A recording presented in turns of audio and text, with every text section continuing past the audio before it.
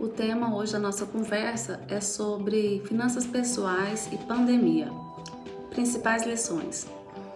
Bom, eu já tenho resistido há um certo tempo a falar sobre esse assunto, porque quando a gente fala sobre finanças pessoais no momento em que as pessoas estão tendo dificuldades financeiras por não terem a oportunidade ou possibilidade de trabalhar, parece um pouco cruel, mas eu acho que não existe melhor momento para a gente tratar desse assunto. Então eu resolvi hoje, trabalhar nesse vídeo esse tema, finanças pessoais versus pandemia, quais são as principais lições? Bom, se a gente observar, primeiro o conceito, o que é finança pessoal? O que são as finanças pessoais? Então, as finanças pessoais, elas vão envolver todas as entradas financeiras que o indivíduo tem, que pode ser o seu salário, recebimento de algum imóvel que ele tem que estar alugado, recebimento de rendimentos ou juros de algum dinheiro que ele emprestou para alguém, ou recebimento de dividendos, ou algum lucro, algum retorno financeiro que ele tenha de algum investimento que ele tenha realizado em um determinado período. Essas são as entradas. Além disso, outros recebimentos que podem ser esporádicos, Recebe doação de alguém, recebe um prêmio da loteria, qualquer coisa que entra, na forma de benefício financeiro para o indivíduo, ela vai representar as entradas financeiras desse indivíduo. E do outro lado, vamos dizer assim, em contraponto às entradas, nós temos as saídas financeiras. Então nós temos entradas financeiras, aqui representado aqui pelo dinheirinho aqui, do vídeo, e o saquinho de dinheiro, e as saídas financeiras, que estão aqui, indo embora, voando. Ou seja, tudo aquilo que o indivíduo realiza de pagamentos, de transferências, de doações, tudo aquilo que ele vai trabalhar de forma a retirar do seu patrimônio financeiro e passar para outra pessoa, para outro indivíduo, para outra instituição, são as saídas. E essas saídas, elas são compostas pelos pagamentos. E a gente pode incluir pagamento de aluguel, pagamento de água e luz, pagamento de telefone, pagamento de internet, pagamento de remédios, pagamento de farmácia, pagamento do supermercado do mês, pagamento do aluguel, pagamento da prestação do apartamento ou da casa, do imóvel próprio, Qualquer pagamento que essa pessoa venha realizar num determinado período são as saídas financeiras. Então nós temos duas situações: entradas financeiras e saídas financeiras. O que é que o indivíduo deve compreender desse conceito, desse contexto, para que ele possa administrar bem as suas finanças? A primeira coisa é buscar o equilíbrio. Tá aqui a balancinha, estão vendo a balancinha? Então, a balancinha aqui está representando o equilíbrio. O equilíbrio quer dizer que as saídas financeiras devem ser menores do que as entradas financeiras, ou, no mínimo, elas devem ser iguais. Porque a partir do momento em que o indivíduo está pagando, está saindo mais dinheiro do bolso dele do que está entrando, com certeza esse indivíduo estará em dificuldades. E aí, nós temos uma realidade agora nesse momento em que várias pessoas estão em desequilíbrio financeiro. A balancinha que não está equilibrada. O lado da saída da balança, ele está mais pesado, está saindo muito mais dinheiro do que entrando para uma grande maioria da população. E aí, o que é a lição que isso nos deixa? Tá assim porque a pessoa quer? Não. Muitas vezes até é, mas no geral não é. Nesse momento, a economia está passando por um problema grave causado pela pandemia do coronavírus, que é a necessidade do isolamento social e da redução das atividades econômicas, que automaticamente vai se refletir em redução das entradas, dos indivíduos, das entradas financeiras dos indivíduos. Só que as saídas financeiras, elas não diminuem. Porque se você tem um aluguel para pagar, você continua tendo um aluguel para pagar. Se você tem um supermercado para pagar, para realizar seu consumo mensal, você continua tendo essa conta.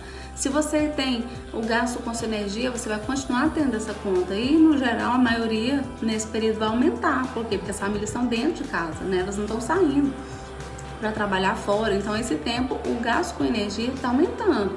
O gasto com água, o gasto com internet, tudo isso, ele permanece. O gasto com remédios, ele geralmente tende a ser o mesmo ou ter valores bem acentuados em determinados períodos. Mas existem alguns gastos que eles são fixos, as pessoas não têm como correr desses gastos. São gastos geralmente com moradia, com alimentação, com saúde, com lazer. Esses gastos, eles são mais ou menos amarrados, né? Não tem como você fugir deles. O que é mais maleável aí seria o gasto com lazer. Em compensação, nesse momento, nós não estamos tendo entrada de dinheiro. Então, a população está passando por uma dificuldade muito grande, em que várias pessoas começam, né, já têm passado necessidades básicas. As necessidades básicas envolvem desde a alimentação, a um remédio que a pessoa precisa, alguma coisa que vai prover a vida dela, o pagamento da sua moradia, aquilo que no mínimo ela precisa para sobreviver. Bom, nesse contexto da pandemia, o que a gente pode analisar é que nós temos um nível de renda no Brasil muito baixo. O nível de renda do brasileiro não é suficiente para ele passar o seu mês. Então, um cidadão que ganha um salário mínimo por mês, em torno de R$1.000, vamos arredondar para R$1.000, esse valor ele não dá, no geral, para pagar tudo aquilo que é o mínimo para ele sobreviver: moradia, alimentação e saúde. Ou seja, o brasileiro ele já vive no déficit, ele já vive numa situação de desequilíbrio na sua balança financeira, onde as suas saídas geralmente são bem menores do que as suas entradas. Mas existem alguns indivíduos que estão num patamar de renda um pouco mais elevado e mesmo assim estão com a balança em desequilíbrio. A balança em desequilíbrio, ela diz que está entrando pouco dinheiro e saindo mais dinheiro do que está entrando. Ou que mesmo quando está entrando muito dinheiro, está saindo muito mais do que está entrando. E aí é nesse ponto que a gente deve observar.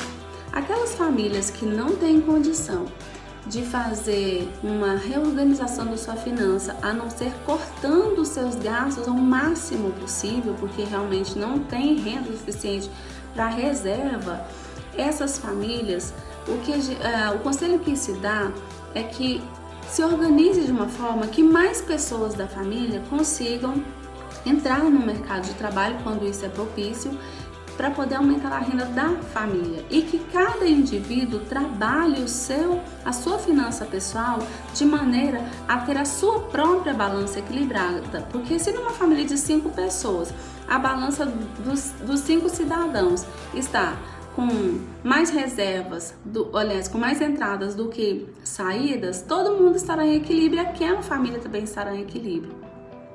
Mas aqueles cidadãos, aqueles indivíduos que não têm, vamos dizer assim, esse problema tão grave de ter que manter sua subsistência, mas que consegue ter um nível de renda capaz de manter a sua vida e ainda sobrar um pouquinho, e na verdade o que essa pessoa faz no geral, não todo mundo, mas no geral o que sobrou eu gasto com coisas supérfluas.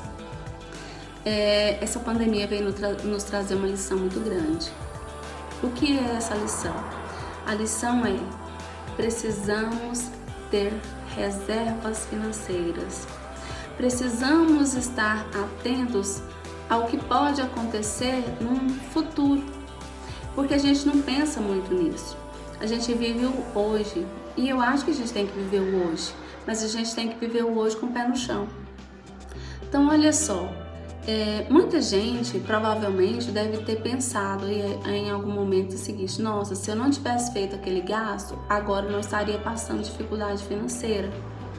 Ou estaria passando dificuldade financeira, mas não nesse volume, né? Não nesse patamar. E é esse pessoal que eu gostaria de trabalhar um pouco agora nessa nossa discussão sobre as finanças pessoais, essas lições aprendidas. Primeira lição: tenha reserva.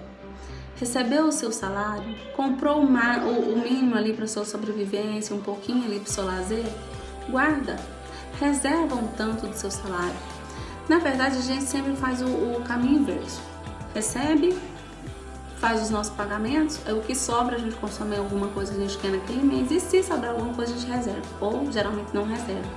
O ideal não é isso, o ideal é receber o seu salário inicialmente, antes de realizar qualquer outra ação.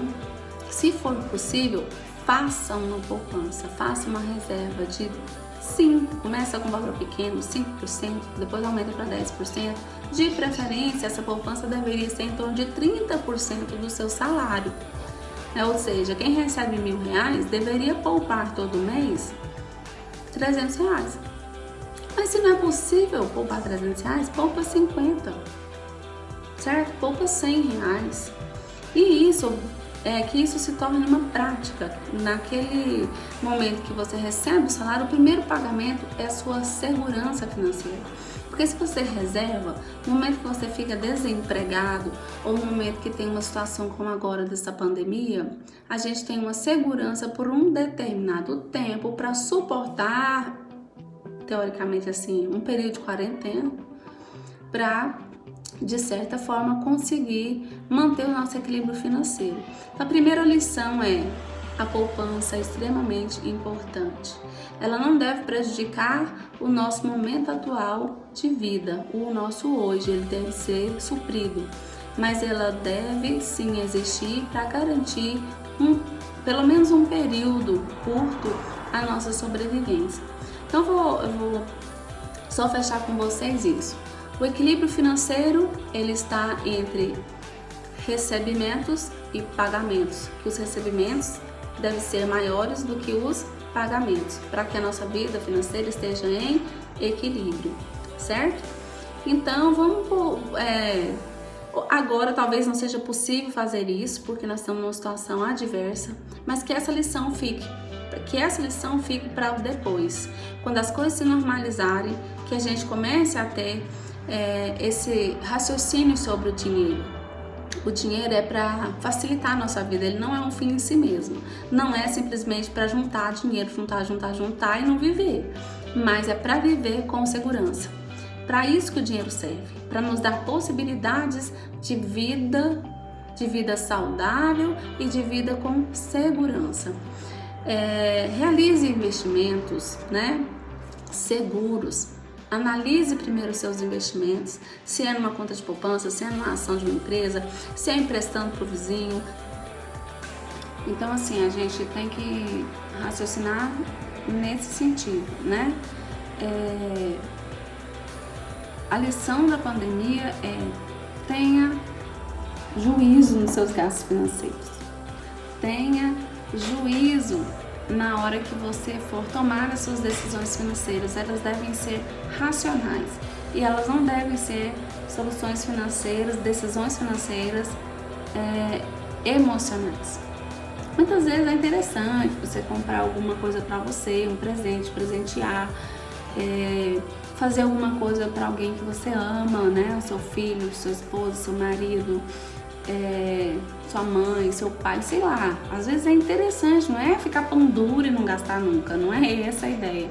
A ideia é você conseguir ter o controle financeiro da sua vida para que isso seja possível e que você tenha condição de fazer aquilo que você deseja da melhor forma possível, sem passar apertos.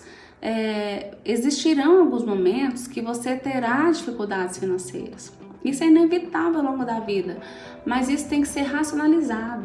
A gente deve pensar exatamente como eu posso prevenir quando, por acaso, uma dificuldade financeira chegar. E não simplesmente utilizar o limite da conta corrente, não utilizar todo o limite do cartão de crédito, atrasar pagamentos de contas que geram juros. Isso não deve ser feito. Então, assim, você deve manter uma regularidade dos seus pagamentos para que eles não se acumulem. Você deve manter uma postura de não comprar as coisas a prazo, porque se você divide algo no cartão em, 24 meses, 24 meses são 2 anos. E nesses 2 anos, o que vai acontecer na sua vida? Você acha que você não vai precisar novamente do cartão nesse período? E aí, quando você precisar, o seu limite financeiro vai estar impedido, vai estar preso numa compra que você fez, geralmente de algo que não era tão necessário assim naquele momento, e que vai ter 24 meses para você pagar. Então não faça suas compras, faça suas compras de uma forma racional, imaginando o que pode dar errado e quais são os passos que você pode fazer, antecipar para que tudo dê certo. Então essa pandemia nos ensina a pôr o pé no chão, em todos os sentidos da nossa vida, e especialmente sobre essa questão financeira.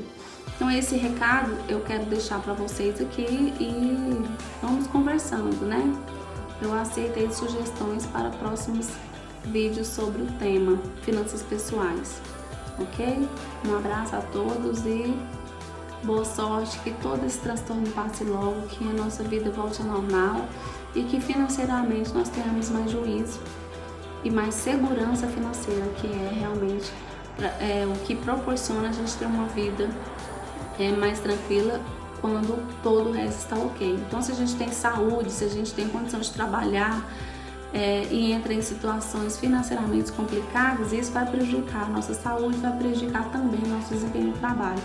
Então, vamos equilibrar a nossa vida em todos os sentidos. Esse é o recado inicialmente que eu deixo, e acho que a principal lição desse momento de pandemia haja racionalmente com as suas finanças. Faça reservas, anteveja um possível momento, vamos dizer assim, insatisfatório, irregular, ruim, complicado, financeiramente falando. Os indivíduos, nós, de acordo com o economista John Maynard Keynes, nós precisamos de dinheiro para 3 finalidades. A primeira finalidade é para as nossas transações, nosso uso, nosso consumo, aquilo que a gente precisa resolver no momento, no nosso dia a dia. O segundo é para precaução, que é isso, sobre isso que a gente está falando, que é ter uma reserva financeira para prever acontecimentos futuros, né? Anteprever acontecimentos futuros e assim ter um equilíbrio financeiro para lidar com isso.